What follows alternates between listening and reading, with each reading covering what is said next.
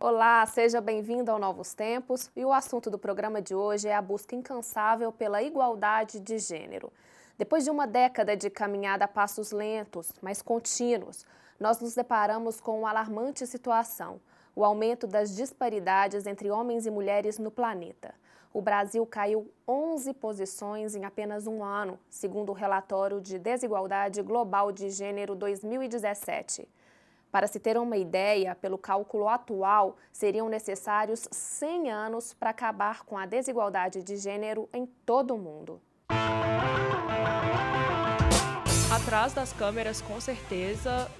Na questão de atuação, eu não acho que as mulheres aparecem menos, mas é que geralmente são papéis secundários ou às vezes até uma personagem principal, mas ela é muito mais superficial, muito mais vazia. Você vai olhar o Oscar mesmo, você tem poucas representantes, você tem uma mulher que ganhou de melhor diretora, etc. A gente consegue ver isso principalmente pelo pagamento que os dois recebem. Às vezes mulheres estão no papel principal e recebem menos do que um homem que não está no papel principal. Os homens, eles já chegam e não precisa de se impor, só pelo fato de ser homem. A mulher, às vezes, precisa provar que é capaz, provar que é uma boa profissional para conseguir o espaço dela. E das ruas, nós vamos às nossas redes sociais saber o que os internautas têm postado sobre o tema.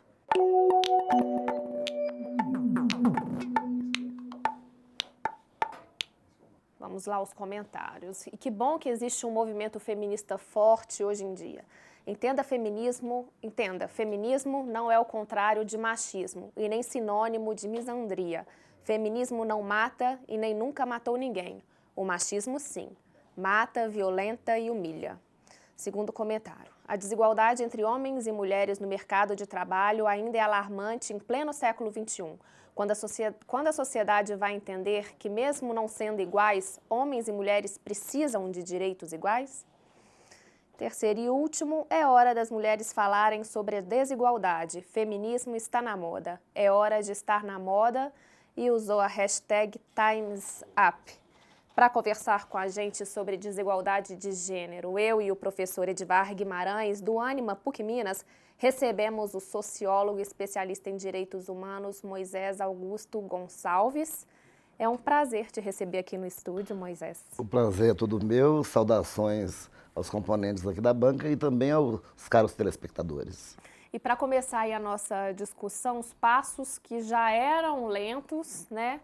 Parece que agora a gente tem um retrocesso aí. Ao que a gente pode atribuir isso? Acho que é um processo complexo, não existe uma resposta simples. Mas nós temos que levar em conta dois elementos. Aquilo que se dá em âmbito mundial, né, no processo de crise econômica, política, e que leva ao processo de erosão dos direitos. Não é? Nós estamos tendo um ascenso de uma certa concepção patriarcal machista muito forte em âmbito mundial. Trazendo isso para o caso brasileiro, nós somos de uma tradição secular, não é? Aqui implantada pelo lusitano, num processo altamente opressivo em cima das populações indígenas e dos negros, e particularmente das mulheres. Né?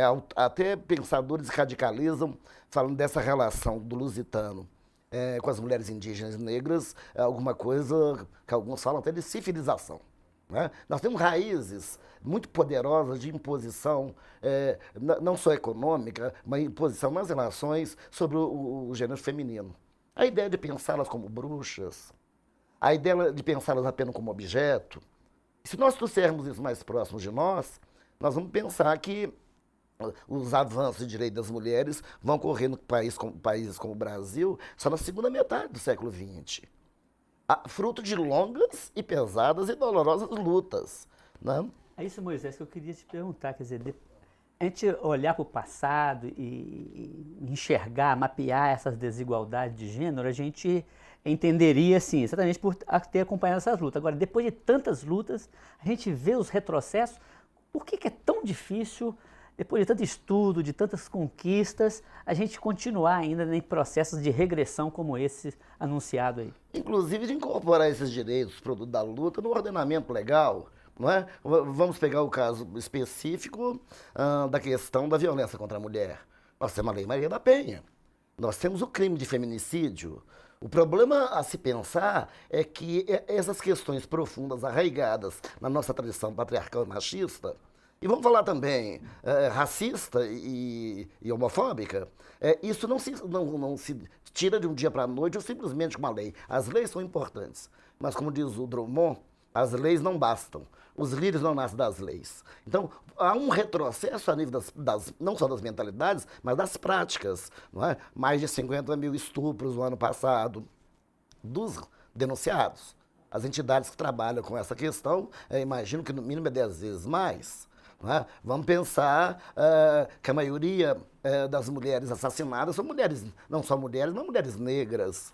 Então, você vai ter o recorte sexual, você vai ter o recorte racial, não é? E você tem essa incidência direta nas relações de trabalho. Não é? E não pense o setor de classe média que isso é coisa da pobreza, não. A disparidade é maior entre os segmentos mais qualificados profissionalmente e escolarizados. Não é? Então, isso atravessa todos os segmentos sociais. Isso é um problema, mas não tem a ver só com a tradição. Tem a ver, no meu entendimento, que nós estamos vivendo um período de retrocesso, de erosão de direitos. Não é? Em todos os campos. É só pensar nos direitos que nos foram retirados nos últimos 2 anos. Não é? Então, é preciso pensar esses elementos. No quesito educação, a mulher ela mais avançou nas suas conquistas e no quesito participação política foi que apresentou mais retrocesso. Ao que deve isso? Eu acho que o pano de fundo nós já colocamos. Essa tradição patriarcal, machista e violenta. O segundo é isso no processo de longa duração. Na curta duração, me parece que nós estamos tendo uma conjuntura de retrocessos. Não é? Mas nós não podemos desconhecer que há ainda um movimento pujante de mulheres vinculadas aos movimentos de igreja, aos movimentos sociais, aos movimentos populares, a personalidades na academia, não é? Que têm se colocado nesse campo de resistência. Por exemplo, professor, né? Nas nossas salas de aulas, em todas as salas que eu trabalho, majoritariamente tem mulheres. Ou no curso de engenharia, ou no curso de direito. Se nós vamos pensar alguns cursos, se nós vamos pensar a vida concreta, nós temos 36% dos lares que é a mulher sozinha, que cuida dos filhos. Não é? Se nós vamos pensar o perfil de quem trabalha com educação básica, fundamental, nós temos majoritariamente mulheres. Né? Então nós temos que pensar algo mais. Não bastam as leis para mudar essa realidade, ainda que necessárias. É preciso uma mudança de mentalidade. Então é preciso entender que ser feminista é ser feminina e é ser lutadora por direitos. E isso passa por um profundo processo educacional. E aí a família é fundamental, a escola é fundamental, as igrejas são fundamentais, os movimentos culturais são fundamentais. Agora, professor, quando você vai fazer assim, uma espécie de pesquisa de mensurabilidade da desigualdade, certamente são muitos fatores que são levados em consideração. Perfeito. A questão da violência, a vulnerabilidade à violência é um dos fatores? Porque você falou aí da violência contra a mulher, né? Certo, porque a mulher é colocada nessa condição de fragilidade extrema, não é? Então, a vitimização das mulheres, e sobretudo das mulheres pobres, é algo simplesmente escandaloso. Basta ver os dados do Fórum Brasileiro de Segurança Pública do ano passado. Né? Agora, uma questão que me parece para enfrentar isso, a primeira é termos políticas públicas efetivas, que nós estamos tendo uma destruição de inúmeros equipamentos comunitários de atendimento e acompanhamento da mulher. Não dá para pensar isso só em termos de ter delegacias, ainda que elas sejam importantes. Mas e os lugares de acolhimento? Sabe? E não apenas da mulher, dos filhos. Então nós estamos tendo uma retração de políticas públicas, nós estamos tendo, e aí eu tenho que falar, como cientista político, nós estamos tendo uma bancada extremamente conservadora, patriarcal e machista, que tenta colocar a mulher sempre como depois ali dos seus projetos. Nós estamos tendo uma retração do serviço de atendimento da mulher a nível nacional. E aí a gente tem que pensar em termos de país e não só da nossa localidade. Então, é preciso pensar que tem que resistir a esses retrocessos. E aí, a mudança de subjetividade e mentalidade é central. Agora, transformar, professor, essa busca da igualdade, né, do empoderamento da mulher como uma questão de ideologia de gênero, com essas discussões que são feitas, parece que visa minar exatamente essa busca de uma sociedade que garanta a todos a cidadania, não? Perfeitamente. Existe uma ideologia que questiona as bandeiras feministas, inclusive de orientação sexual, Sim, que ela é justamente a ideologia mais poderosa, repressora e dominante, que é aquela de afirmar que uma única ideologia tem que se impor, que é patriarcal e machista. Então, os porta-vozes dessa concepção, me desculpe bem a franqueza, eles são responsáveis por destruição de felicidade humana, destruição de mulheres, de filhos, de famílias, porque eles pregam não a igualdade na diferença, eles pregam a perpetuação da desigualdade e a eliminação da diferença. Isso é o caminho do ódio, isso é o caminho da guerra. Eu acho que o nosso caminho é outro. E eu acho que esse caminho é possível. E tem muita gente pensando nisso. Claro. Não é? Gente, o papo está muito bom, mas a gente vai ter que deixar para o segundo bloco, tá? Porque o tempo acabou, mas a gente volta já já, não saia daí.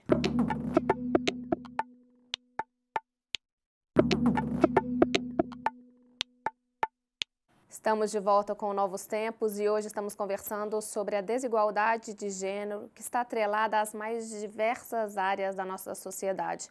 Um exemplo é a indústria fonográfica. Vamos dar uma olhada na nossa matéria. E o salário? Recebemos 13 shillings por semana, senhor. Os homens recebem 19. E nós trabalhamos mais horas. Parece apenas cena de filme, mas essa ainda é uma realidade para a maioria das mulheres no mercado de trabalho. Segundo dados do IBGE, em 2016, no Brasil, enquanto o rendimento médio mensal dos homens era de R$ 2.306, o das mulheres era de R$ 1.764. Ao longo da história, as mulheres enfrentam diversas dificuldades quando o assunto é igualdade de direitos. No cinema não é diferente. Atrizes, roteiristas, cinegrafistas lidam o tempo todo com a desigualdade presente em um mundo que privilegia homens. A gente pode pensar o machismo no cinema do ponto de vista da realização, que diz respeito às relações de trabalho no momento da realização do filme, da produção do filme. Então a gente está falando, por exemplo, da dificuldade de uma diretora mulher dar ordens para um diretor de fotografia homem, ou para uma equipe técnica composta por homens e ela conseguir liderar essa equipe. E existe o machismo que aparece representado nas histórias do cinema. Quer dizer, são a maneira como a mulher vai aparecer nas histórias. Existe um estudo que prova-se que em Hollywood, por exemplo, as mulheres elas são minoria como protagonistas dos filmes. Muitas vezes as personagens femininas não têm fala. Quando elas falam sobre homens. Mas não podemos negar que o cinema mundial vive um grande avanço por conta do trabalho das mulheres na frente e atrás das câmeras. A mudança começa a se manifestar, ainda que de maneira tímida. Nós estamos voltando a nos revisitar e falar de temas e olhar estéticas e outras formas de fazer cinema, né? O cinema expandido com a energia feminina, ou seja, com a energia criativa. Né? Então, assim, a energia criativa significa o quê? Que nós estamos dando a oportunidade nesse momento do cinema falar de várias coisas e do cinema não se limitar à linguagem do cinema. Em 2010, Catherine Bigelow abriu o caminho para as mulheres diretoras ganhando o Oscar de melhor direção. Nesse ano, Greta Gerwig foi apenas a 5ª mulher indicada ao Oscar na categoria. Rachel Marsos se tornou a primeira mulher a disputar na categoria de melhor direção de fotografia em 90 anos de premiação. Eu acho que isso faz muito parte desse movimento que agora está acontecendo na sociedade, que é do feminismo, pela igualdade, pela expansão, pela criatividade, porque até então só diretores homens, só linguagens técnicas muito bem limitadas, só homens trabalhando na técnica, mulheres atrizes ou maquiadoras, entende? Então eu acho que isso faz parte de uma revolução geral que acontece simultaneamente. Mas até que ponto essa desigualdade começa a ser realmente tirada de cena? Em 90 anos de Oscar, apenas 9 mulheres negras levaram a estatueta. As diferenças que contam, que impactam a vida dos sujeitos, elas não estão restritas ao gênero. É muito diferente uma mulher branca e uma mulher negra. É muito diferente uma mulher classe média e uma mulher pobre. Então, a gente pode até falar de uma diminuição das diferenças entre homens e mulheres, mas que mulheres são essas que estão conseguindo chegar onde os homens chegam? Seja na política, no mercado de trabalho, no esporte ou no cinema, as mulheres pedem por igualdade, na frente e atrás das câmeras, na ficção e na realidade. Acho que essa fala aí final, né, da nossa entrevistada é muito importante também, que é o que a gente estava conversando no primeiro bloco, de que mulheres são essas, né? Porque a gente fala muito de desigualdade de gênero, mas vale a gente também... Não dá para agrupar todas as mulheres no mesmo conjunto, né? Nós não estamos falando de uma mulher abstrata, né? Nós estamos falando de mulheres concretas, não é? Que, aliás, não são minorias, são maioria, não é? É disso que nós estamos falando. De fato, o problema vivenciado por uma mulher de classe alta e aquela que está na favela lutando pela sobrevivência, arca sozinho com a manutenção dos filhos, tanto dos suprimentos, do ponto de vista da proteção e acompanhamento, não é absolutamente nada fácil. Então, é preciso considerar concretamente as experiências. Uma coisa é a mulher de periferia e a mulher negra. Outra coisa é a mulher de periferia, negra e lésbica. São cargas muito pesadas, não é? E isso, você lida com isso o tempo todo. Por isso, veja só, Ana Carolina, que eu fico pensando, a população, quando vê os dados estatísticos no absoluto, ela fica impressionada, tal, mas você fica mais impressionado quando você vai detalhar esses dados. Por exemplo, mais de 60 mil pessoas assassinadas no Brasil em 2017. Sim, mas eles têm nome, identidade, sexo, idade, local de moradia. Então, quando você vai fazer essa radiografia mais detalhada, você fala... Olha, aproxima a lente, né? Você começa a enxergar as diferenças. Exatamente. E aí você começa a pensar, então, isso aqui primeiro, é um processo complexo. Segundo, as coisas são assim porque foram feitas assim, não é? Terceiro, é preciso que o Estado e as autoridades do Estado conheçam efetivamente essas realidades, daí o papel dos pesquisadores, das pesquisadoras, dos intelectuais, no sentido de, não é, analisar essa realidade e oferecer ao poder público para que tenha políticas sérias para incidir sobre os problemas. Combate a toda forma, né, atacando as suas causas. Exatamente. Agora, eu estava vendo ali, você falava de muitas responsabilidades na construção da sociedade, você falava de vários atores, né, de tal, agora você repetiu professores e tal, e aquela reportagem da questão do cinema, que também é um veículo de educação, né, e tal, é muito poderoso, e recentemente muitas mulheres denunciaram o assédio, a violência, os processos que levam para uma mulher ser atriz ou ser selecionada, né, mais uma vez explicitando que por trás das câmeras tem vários processos também que poderiam explicitar a diferença de gênero e tal. Queria que você comentasse um pouquinho sobre essa questão. Exatamente. A primeira coisa é a seguinte, a história tem atores, tem sujeitos, né? Atores e atrizes, sujeitos. Segundo, você conhece efetivamente a realidade, não é quando você se contenta com o que é mostrado, é quando você se preocupa com aquilo que é escondido. Não é? Quando você centra a sua reflexão, não no que é falado, mas naquilo que é silenciado. Essa desigualdade, ela começa no útero. Quando, de repente, o ultrassom diz a menina, então, o bercinho é cor-de-rosa, a roupinha é cor-de-rosa, o quarto tem flores e boneca. O do menino é azul, o enxovalzinho é azul, o quarto é azul e tem o carrinho. Você já começa a estabelecer a desigualdade, né? Ali. Porque ela já vai ser uma desigualdade econômica, porque uma criança no outro, de uma mãe rica e pobre, há uma diferença brutal. Mas em tratando da questão de gênero, você já vai delimitando os papéis sexuais, então ela vai ser a frágil, ela vai ser a coitadinha, ele vai ser o forte, ele vai ser viril, ele é o da rua e ela é de casa. Não só a desigualdade começa por aí, mas as raízes da violência contra a mulher começam aí. E as raízes da cultura do estupro começam aí. Não é uma cor ou um objeto que vai determinar o que é ser homem e ser mulher. Mesmo porque, como diz a Simone de Beauvoir, o Edvard provocou ainda há pouco, né? Ninguém nasce mulher. Você torna-se mulher. Mulher e homem é produto de um processo educacional. As suas práticas têm a ver com o aprendizado, não só da fala, mas dos comportamentos, o simbólico de toda a formação, que vai determinando os papéis e vai reforçando a exclusão. Quer dizer, em termos de ser humano, nós não podemos reduzir essas questões à questão do biológico, né? Exatamente. O ser humano é um ser cultural, né? Exatamente, é isso que a nossa área de conhecimento contribui muito. Há quem trata só como um sujeito genético, um menino do ponto de vista genético, ou biológico. Nós somos produto da cultura. E nós somos produto das nossas escolhas. Não é?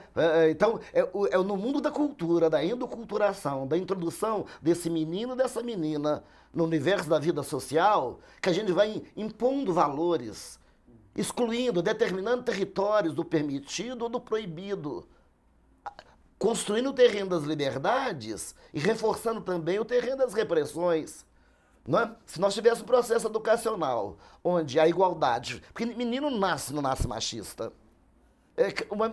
O menino não nasce racista. Ele aprende com alguém. Então, quando a menina negra, desde pequena, ou a menina branca também, ela se vê subrepresentada do ponto de vista das autoridades políticas. Ela se vê subrepresentada do ponto de vista dos entretenimentos televisivos. Ela se vê subrepresentada do ponto de vista daquilo que nós poderíamos chamar patrão fora do espaço escolar. Ela vai introjetar uma mentalidade de inferior, de um depois. Não é? E isso tem consequências. Agora, o que é interessante, então, professor, é que toda a sociedade vá tomando consciência e assuma isso como a possibilidade de construir de outra maneira, né? Outra sociedade é possível, como fala o Fórum Mundial Social. Perfeito. Então é um problema nosso. A gente tende a pensar que é um problema deles. A gente sempre tem essa prática de apontar os dedos para lá e esquecer que tem vários voltados para cá. Não é?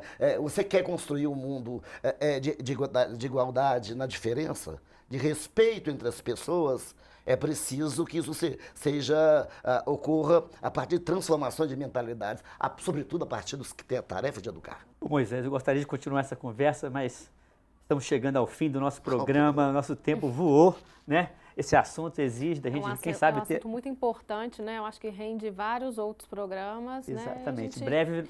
te convida para voltar. Teria o maior prazer e agradeço a oportunidade. Tá joia. Muito obrigada. A beleza da diferença entre homens e mulheres ainda não conseguiu gestar sociedades igualitárias, nas quais cada pessoa humana tem assegurada a sua dignidade. Muita luta precisa ser travada. Elaboração de leis, de outros instrumentos, como conversamos aqui nesse programa, muito debate, muita reflexão precisa ser realizados para avançarmos na superação da perversa desigualdade e indignidade humana entre homens e mulheres. E você, de que forma está comprometido e contribuindo ativamente para a construção de outra sociedade possível? Bom, por hoje é só. Fiquem com Deus e até o próximo Novos Tempos. Ana? Obrigada, professora Edivar. E o Novos Tempos é uma parceria da PUC-TV Minas com o Ânima, Sistema Avançado de Formação da PUC Minas. Você pode rever este programa e outros na nossa página do YouTube. É só pesquisar Novos Tempos PUC-TV Minas. A gente volta na semana que vem. Até lá!